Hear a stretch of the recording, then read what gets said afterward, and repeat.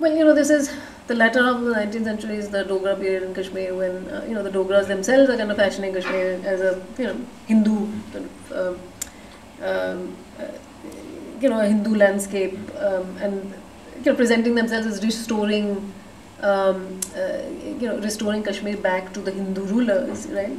That had lost it to purportedly to the Muslims and so on in the 14th century. And I think it goes along with that to an extent. But I also argue that if one really considers some of these translations of Rajtarangini and so on, you can see that the Orientalists have very much looked at the Persian texts, and they're engaging with them. It's just that they don't ultimately kind of they call them these rather crude imitations of Rajtarangini. They say that they're basically all trying to imitate Rajtarangini but failing in the process. They're always trying to be Rajtarangini but they're not. So they've engaged with them, they've looked at them and so on. So what this means is that the Persian tradition in Kashmir is suddenly kind of marginalized and so on. But then there's other institutional things that happen which also lead to the end of Persian as a court language and things like that by the late 19th century. But some of the Persian texts themselves engage quite. Birbal Kachru's text, of course, says it as an aside that these people are translating these texts. But Tariq-e-Hasan, which was written in the 1880s, he very directly addresses the concerns raised by Orientalist scholars about Persian texts, and says things like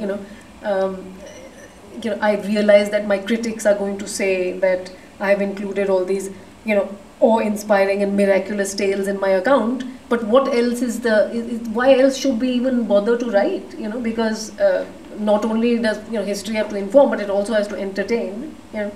And one of the ways that I can entertain is by doing this, but then also that these miraculous and awe-inspiring sort of stories are part of the longer historical tradition, and I'm going to, he says with much sort of petulance, like I'm going to include them. I don't care what my critics say about this and so on. And he's clearly responding to the the ideas that the colonial Orientalists really are saying about these texts. With the rise of the Kashmiri vernacular and the rise of Sanskrit-based Orientalism, who was the audience by the late 19th century these sorts of texts? But the Persian texts are being written mostly for a Kashmiri audience, although obviously things like Tariq-e-Hasan are also being written for a much wider audience.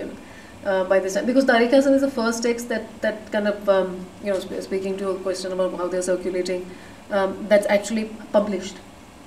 That enters a print and publications market rather than simply being manuscript culture and so on. So it has a wider audience. I mean, you can see that he's trying to place himself or position himself so that he addresses that Kashmiri audience, but also kind of addresses addresses this much larger audience he thinks is going to read his book, which is mainly in the British Punjab, that we're talking about. So I think it's kind of both. Birbal Kachru, the text that I talked about, it's a little bit earlier, and it's also written in extremely ornate Persian. I mean, my eyes almost fell off trying to figure that text out, and I've lost half my brain, I think. So that was clearly for a very different audience, as well. It was sort of the Kashmiri audience, and also some stories from that I've noticed are very much a part of the oral tradition. I can trace them back to that particular text and not any before that. So it's, again, there's a lot of symbiosis between these various traditions. But it's in the 19th century, like you can see, of course, 19th century is the century that I understand the best and I write about and things like that. But also you can see the real, at least from a historian's perspective, I can actually identify the give and take between the oral and the written, because some of these portions of these texts are being translated into Kashmiri and then they're circulating as pamphlets and things like that. So. And is there, like in other parts of British India, in Bengal, in Andhra, from the 19th century, there's a really aggressive drive to collect manuscripts. But in most of those drives, there's an ambiguous relationship with the local people, the local, let's say, custodians of them, and living language. And in both Andhra and Bengal. In Kashmir, what's happening with that? What are the local Kashmiris doing with the manuscript collection?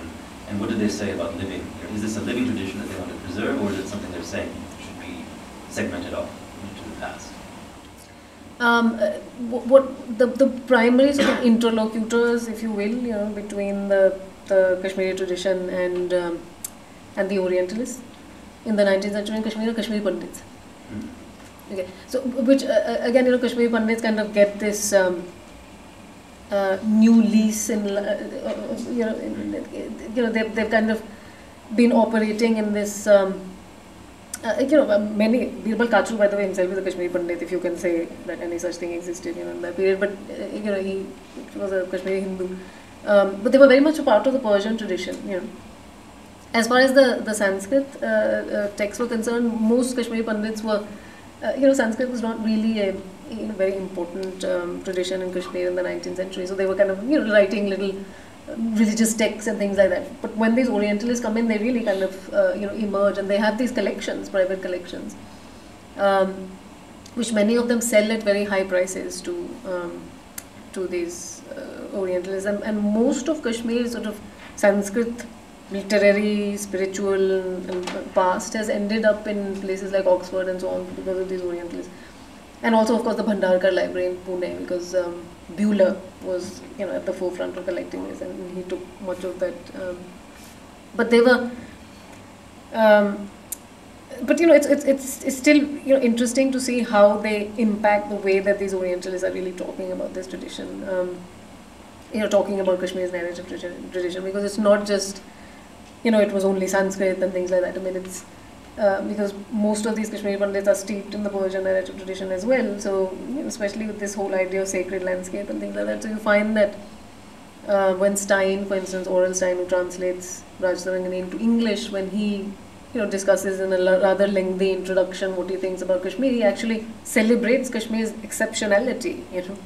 I mean, he says that Rajtarangani is something that can add to the Indian narrative tradition, but in fact it shows that Kashmir had this unique historical tradition. So he's very much, he sounds just like these authors in many ways.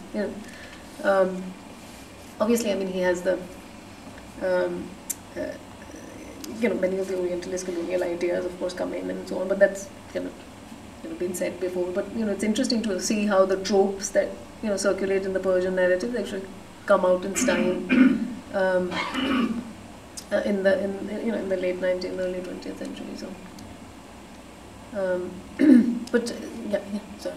I was wondering if the interest that the colonials had for Sanskrit at that period was related to that discovery that Sir William Jones made in the 1700s, that, oh my goodness, here's a classical language similar to Greek and Latin, and maybe we're all related, and so there was this incredible interest in Sanskrit for that reason. Yeah, absolutely. I mean, this is part of the larger Orientalist project, of course. And in fact, William Jones was the first, it was actually Sir Francis Gladwin who translated N.A. Akbari, the Mughal text by Abul Fazl, into English. And N.A. Akbari, of course, lauds Rajtarangani as being sort of the font of all historical information and so on. And William Jones read that and he said, oh, we have to find this text because this is the...